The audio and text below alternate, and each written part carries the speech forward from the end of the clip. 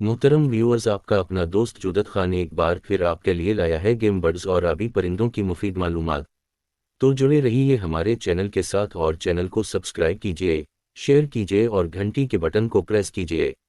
आज हमने अपने टॉपिक के लिए जिस बतख का इंतखाब किया है इसका नाम है कॉटन टील, जिसे काटन पगमी हंस कहते हैं। तो आइए बगैर वक्त ज़ाय किए अपने टॉपिक की तरफ चलते हैं।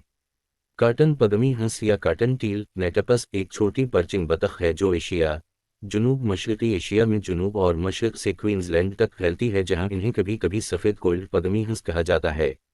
ये दुनिया के सबसे छोटे आबी परिंदों में से हैं और अच्छी आबी पौधों के साथ छोटे से बड़े आबी ज़खायर में पाए जाते हैं। ये आमतौर पर जोड़ों या जोड़ों के बड़े ग्रुपों में पानी के करीब दरख्तों पर बसने और घोंसले बनाते हुए नजर आते हैं। ये मजबूत उड़ने वाले हैं और ख़ास तौर पर सर्दियों में बड़े पैमाने पर मुंतशिर होते हैं।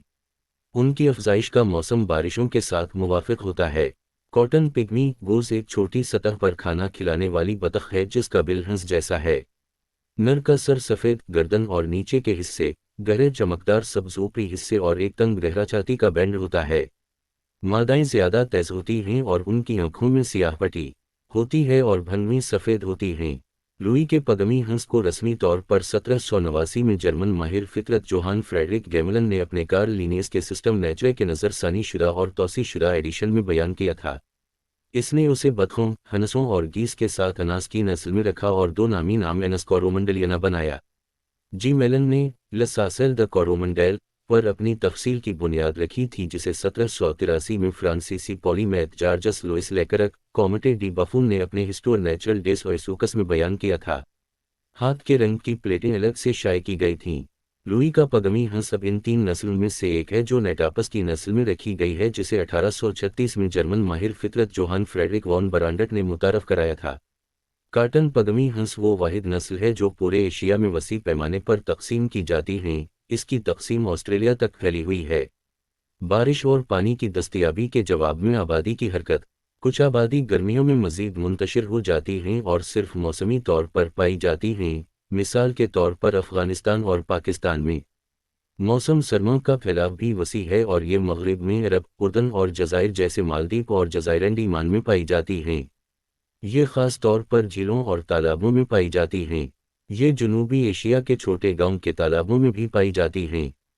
ऑस्ट्रेलिया में ये बुनियादी तौर पर झीलों में पाई जाती हैं। कहा जाता है कि ये दरख्तों पर अपना घोंसला बनाती हैं।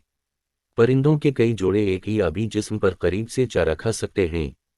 सर्दियों में बड़े रेवर बनते हैं और चिल्का झील में तकरीबन 6000 का रेवर रिकॉर्ड किया गया था।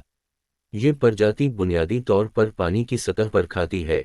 मिडे के तज्ज़िये से मालूम हवा कि ये छोटी मछलियों पुंटियस, मिस्टस, ऑरिजियस, मोलस्क्स, क्रस्टेशंस, कीड़े के लार्वा के साथ साथ हिपोमिया, हाइड्रिला और रुपिया जैसी प्रजातियों के पौधों के मादे को भी खाते हैं।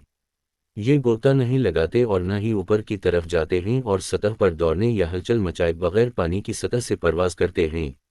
ये तेज़ रफ्तारी से उड़ते हैं, अक्सर पानी पर कम होते हैं और फालकन से बचने के लिए काफ़ी अलर्ट होते हैं। नर और मादा अफजाइश के मौसम के दौरान जोड़ा बनाते हैं, जो बुनियादी तौर पर बारिशों के दौरान होता है। अफजाइश का वक्त जून ता अगस्त भारत में मानसून के दौरान और ऑस्ट्रेलिया में जनवरी ता मार्च है। ये अपने घोंसले बुनियादी तौर पर कुदरती दरख्तों के खोखले तनों में बनाते हैं। नर घोंसले तलाश करने में मदद करते हैं, लेकिन इंक्यूबेशन के बारे में ख्याल किया जाता है कि मादा 6 से 12 हाथी दांत के रंग के अंडे फिकलज देती है।